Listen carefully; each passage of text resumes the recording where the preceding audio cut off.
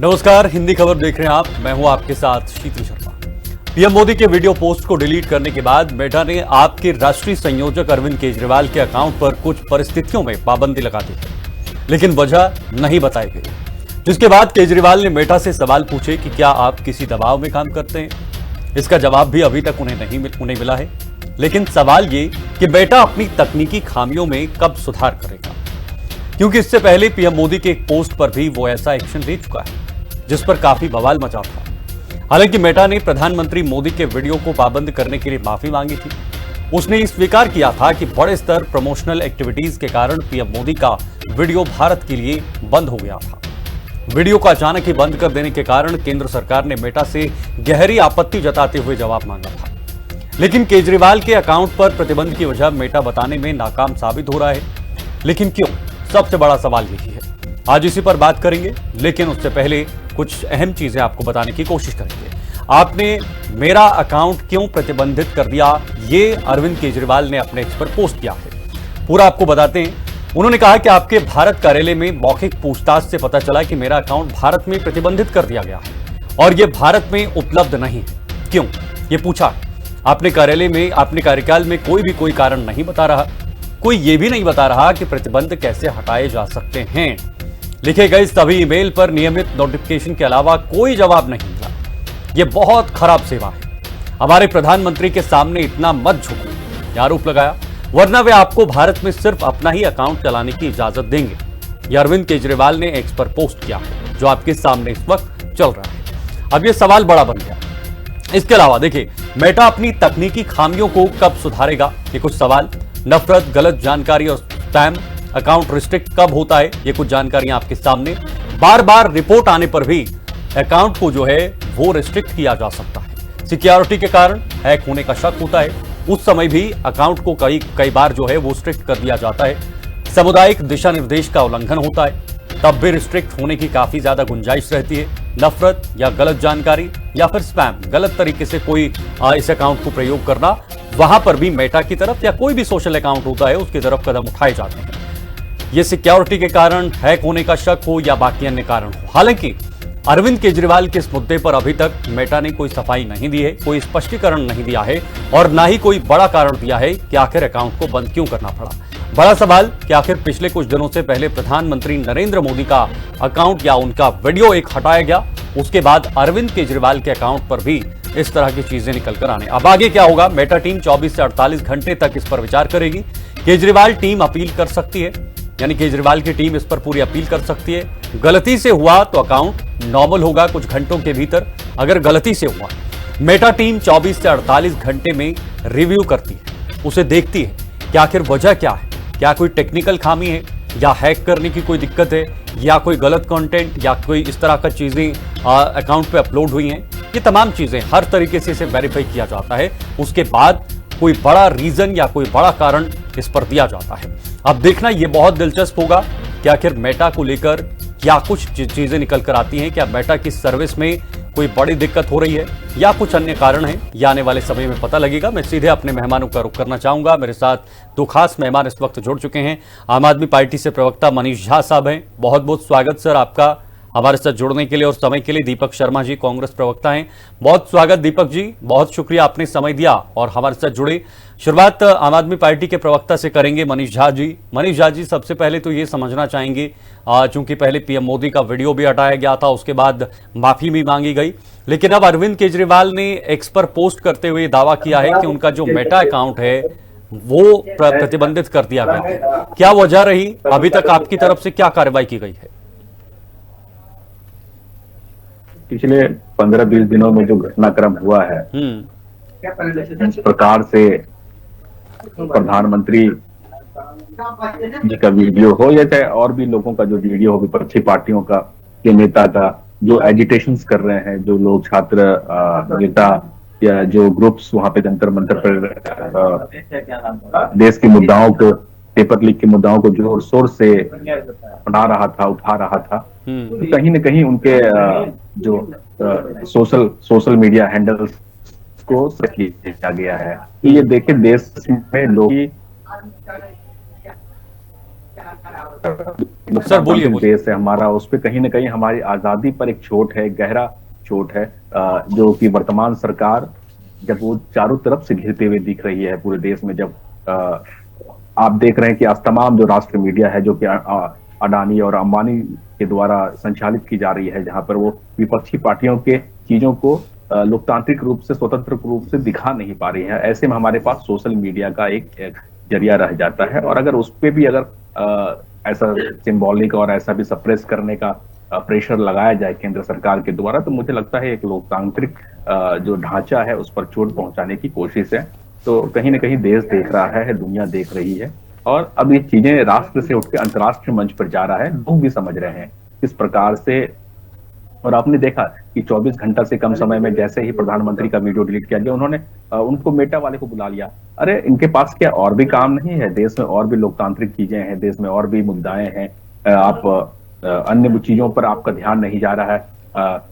जंतर मंतर पर आज 36 दिन आपने बच्चों को भूखे छोड़ दिया, तो लाठी डंडे चलाए, किसान मार्च कर रहे हैं, E20 पेट्रोल से लोगों की गाड़ियां खराब हो रही है, अन्य बहुत सारी चीजें हैं, उस पर प्रधानमंत्री जी का ध्यान कभी आकर्षित नहीं होता, क्योंकि सब मुझे लगता है कहीं ना कहीं सरकार और इनके लोगों का मिला जुला चीज है। अब ये थोड़ा ध्यान भटकाने के लिए और किस प्रकार से इसको सप्रेस किया जाए, जिस प्रकार से सोशल मीडिया हैंडल्स पे पिछले 2-3 हफ्तों में केंद्र सरकार के विरुद्ध लोग नाराज हुए हैं और अपनी नाराजगी जाहिर कर रहे हैं, स्वतंत्र रूप से खुलकर कर रहे हैं, तो कहीं ना कहीं मुझे लगता है केंद्र सरकार डर गई है, और अब इस प्रकार के जो चीजें हैं मेटा को ये करके और उस पर लगाम लगाना चाहती है, बातों को सप्रेस करना चाहती है, दबाना चाहती है, और इसकी शुरुआत जो है सोशल मीडिया हैंडल से शुरुआत हो गया है। मैं खुद बताऊं तो मेरे सोशल मीडिया हैंडल्स का जो रीच है उसको सप्रेस कर दिया गया है। ट्विटर पे, फेसबुक पे मैं लोग तक रीच नहीं हो पा रहा है, तो ये लोगों को टारगेट किया जा रहा है, विपक्षी पार्टियों के नेताओं को एक एक करके चुन कर टारगेट किया जा रहा है। ओके, मैं आऊंगा आपके पास फिर से। मैं जवाब दीपक शर्मा जी हैं हमारे साथ, इनके अलावा 2 खास और मेहमान जुड़ चुके हैं। अक्षय पुरोहित जी भारतीय जनता पार्टी से, बहुत स्वागत सर आपका भी। आलोक गुप्ता जी हैं, CEO हैं पिरामिड साइबर सुरक्षा फॉरेंसिक, बहुत बहुत स्वागत अशोक जी आपका भी। पहले एक जवाब दीपक जी से लेता हूं, उसके बाद तुरंत आप सभी के पास आऊंगा। दीपक जी, कांग्रेस इसे कैसे देख रही है? अरविंद केजरीवाल ने सरकार पर निशाना साधा है और कहा है कि प्रधानमंत्री तो चाहेंगे कि भाई उन्हीं का अकाउंट चले, बाकी का सबका बंद किया जाए। क्या कहीं सरकार का हस्तक्षेप है या फिर कोई और वजह हो सकती है? जी, आपको नमस्कार। जो आपने सवाल किया, ये सवाल अगर आप देखें मूल रूप से राइट टू एक्सप्रेशन में जुड़ा। भारत का संविधान आर्टिकल 19(1)(a) हमें अभिव्यक्ति की स्वतंत्रता देता, और आज अगर आप देखें सोशल मीडिया अभिव्यक्ति की एक बहुत ताकतवर एक टूल के रूप में सोशल मीडिया काम कर रहा है। तो उसके अंदर पारदर्शिता होनी चाहिए और पैरिटी होनी चाहिए, डिस्पैरिटी नहीं होनी चाहिए।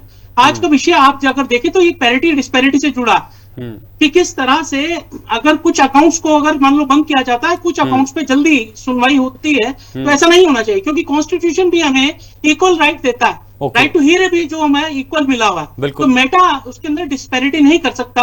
हम इसको मूल विषय के ऊपर लेके जाएंगे, हम एक विषय के ऊपर ना ले जाकर इसको सिद्धांतिक रूप से बात करेंगे। अगर आप देखें तो सुनवाई का अधिकार जो होता है वो भी इक्वल होता है। तो आप अगर सपोज किसी अकाउंट को बंद किया जाता है तो प्रक्रिया एक बराबर होनी चाहिए। दूसरी तरफ कंटेंट जो है, कुछ तरह का कंटेंट को सीमित किया जा रहा है। जहां तक नहीं, क्या सरकार इस मामले में दोषी है? आपको लगता है सर सरकार इस मामले में कहीं दोषी है या सरकार का हस्तक्षेप है? मेरा ये हमें ऐसा लगता है।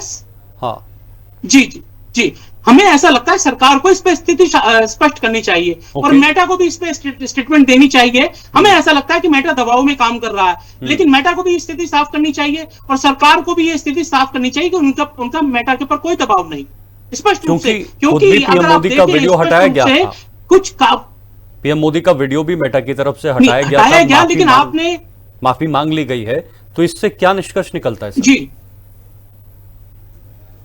प्लीज, सवाल वही मैं कहना हूं कि सवाल इस बात का प्रक्रिया किस तरह की अडॉप्ट की जा रही है। हम किसी एक एग्जांपल या दूसरे के ऊपर बात नहीं करेंगे, हम सिद्धांतिक बात करें, प्रक्रिया क्या अडॉप्ट की जा रही है। क्या कुछ अकाउंट्स को प्रिविलेज दिया जा रहा है और कुछ को सप्रेस किया जा रहा है। ये एक बहुत बड़ा मूल विषय है आज का ही, अगर आप देखें तो इसके ऊपर स्थिति स्पष्ट होनी चाहिए। ओके सर, आऊंगा फिर से आपके पास। अक्षय पुरोहित जी से एक कमेंट लेता हूं, उसके बाद आलोक जी से समझने की कोशिश करेंगे। अक्षय जी, सरकार पर आरोप लगाया है अरविंद केजरीवाल की तरफ से, उन्होंने कहा है कि भाई सरकार को ये पारदर्शिता सुनिश्चित करनी चाहिए, अकाउंटेबिलिटी सुनिश्चित करनी चाहिए कि आखिर कैसे ये सोशल मीडिया जो प्लेटफॉर्म्स हैं ये इस तरह से भारत में काम कर रहे हैं। तो क्या वाकई में सरकार का कोई इसमें भूमिका है जो आरोप लगाया जा रहा है?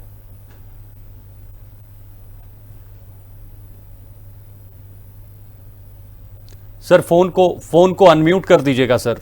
अक्षय जी जी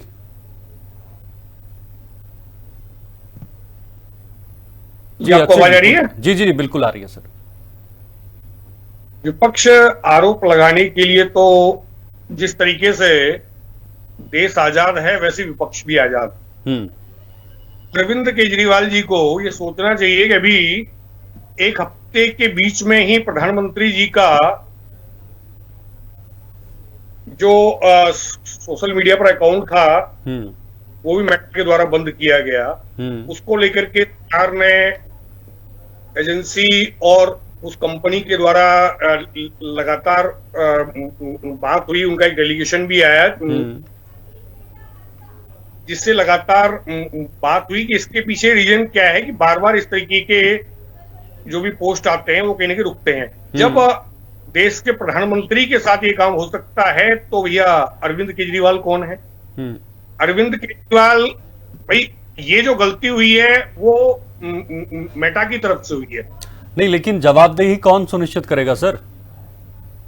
वो सरकार ही सुनिश्चित करेगी ना कि देश में कैसे सोशल मीडिया प्लेटफॉर्म संचालित हो रहे हैं। अक्षय जी, चलिए फिलहाल उन तक आवाज नहीं जा पा रही है, दोबारा से जोड़ूंगा। लेकिन आलोक गुप्ता जी हैं, सीईओ हैं पिरामिड साइबर सुरक्षा फॉरेंसिक से। आलोक जी, टेक्निकली मैं आप ही से समझने की कोशिश करूंगा क्योंकि पॉलिटिकली आरोप प्रत्यारोप तो चलेंगे। पहले पीएम मोदी का वीडियो गया, उसके बाद हालांकि रिस्टोर किया गया और अब माफी मांगी गई, लेकिन अब अरविंद केजरीवाल ने कहा है कि भाई अब उनके मेटा से छेड़छाड़ हुई है, उनके अकाउंट से छेड़छाड़ हुई है मेटा की तरफ से। टेक्निकली हम इसको किस नजरिए से देख सकते हैं और क्या पूरी प्रक्रिया रहती है? नमस्कार। सबसे पहले तो मैं ये बोलना चाहूंगा कि जो फेसबुक है या मेटा है या जिस तरह के सोशल मीडिया प्लेटफॉर्म्स हैं उन सब के लिए एक गाइडलाइन, उनकी अपनी गाइडलाइन होती है जिसके अंदर जिसको कम्युनिटी गाइडलाइन बोलते हैं। बिल्कुल सर। तो अगर किसी आदमी ने कुछ गलत चीजें की हैं जो कि उस कम्युनिटी गाइडलाइन को उसका उल्लंघन करती है, तब मेटा के पास या उस सोशल मीडिया के पास काफी अधिकार है कि वो उसको अकाउंट को सस्पेंड कर दे। और फिर वो 24 घंटे से 48 घंटे का एक समय देती है कि उसमें अगर आप उस तरह की एक्टिविटी दोबारा नहीं कर रहे हैं या फिर आप वो रिपीट नहीं कर रहे हैं तो फिर वो आपका अकाउंट वापस से रीइंस्टेट भी कर सकता है। तो इस तरह के कई उदाहरण हैं और ये सिर्फ चुनिंदा लोगों को नहीं उठाता है, वो जो भी इस कम्युनिटी गाइडलाइन का उल्लंघन करता है उसका कर देता है, चाहे वो मैं हूं, आप हों या केजरीवाल जी हों। सर आलोक जी, फिर पीएम मोदी के वीडियो को किस श्रेणी में रखा जाए? क्या कम्युनिटी गाइडलाइंस का उल्लंघन था, कोई संदिग्ध गतिविधि, या फिर गलती से हुई कार्रवाई थी पीएम मोदी के जो वीडियो के साथ छेड़छाड़ हुई थी?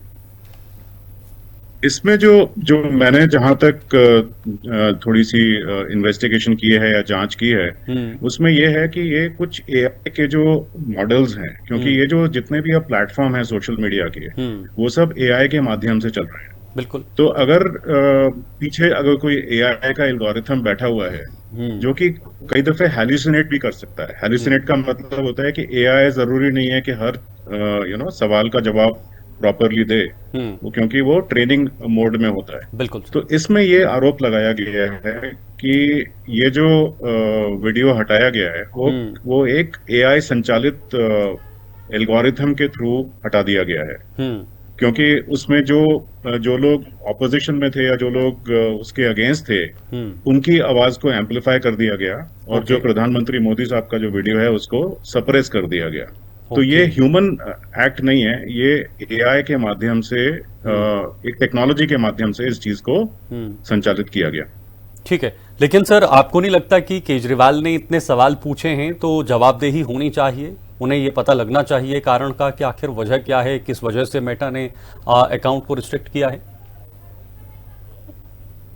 तो ये मेरे को नहीं लगता है कि ये किसी सरकार के बोलने से या किसी अधिकारी के बोलने से मेटा ये सब एक्शन करेगा, ये कम्युनिटी गाइडलाइन के थ्रू ही जाता है। लेकिन एक और चीज जो मैं आपको बताना चाहूंगा कि इसमें जवाबदेही जो है वो यही है कि उनको एक सेफ हार्बर का एक अधिकार है, जिसमें कि ये है कि अगर कोई भी वो इंटरमीडियरी हैं, वो ऑनलाइन इंटरमीडियरी हैं, तो अगर किसी और ने ये चीज की है तो वो उससे बच के रह सकते हैं। लेकिन अगर मेटा ही ये चीज कर रहा है तो वो सेफ हार्बर से बाहर आता है। ठीक है, तो ये जो किसी का भी अकाउंट हटा सकते हैं वो लोग, किसी का भी कर सकते हैं, क्योंकि वो कम्युनिटी गाइडलाइन उल्लंघन कर रहा है।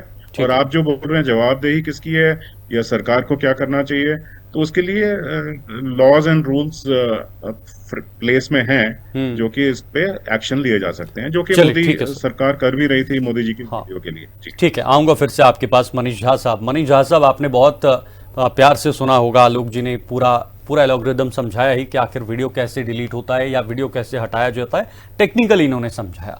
तो क्या उसके बावजूद भी इसे सियासी एंगल से जोड़ना सही है? क्या वह थोड़ा सा इंतजार करना चाहिए ताकि पता लगे, दूध का दूध पानी का पानी हो, कि आखिर वीडियो किस वजह से या अकाउंट किस वजह से रिस्ट्रिक्ट किया गया है?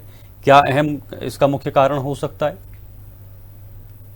देखिए, सिर्फ कम्युनिटी गाइडलाइंस के नाम पे जब इतनी बड़ी संस्था चल रही है पूरे विश्व में, तो उसकी अकाउंटेबिलिटी, उसकी ट्रांसपेरेंसी पर सवाल उठना लाजमी है। सिर्फ आप एआई एल्गोरिदम का बात बता देंगे और हम सभी लोग उस पर यकीन कर लें तो ये यकीन कर पाना मुश्किल है। कम्युनिटी गाइडलाइंस का कुछ दायरा होता होगा जो संचालित होता होगा मेटा के द्वारा। तो मेटा एक विश्व प्रसिद्ध, जो कि दुनिया भर में इसकी शाखाएं हैं जहाँ पे ये सेवाएं दे रही हैं, तो उनके अकाउंटेबिलिटी, उनकी ट्रांसपेरेंसी पे सवाल उठना लाजमी है। क्या या तो उसको वो दुरुस्त करे, या तो ये माना जा सकता है कहीं ना कहीं जो मेटा है सरकार के दबाव में है।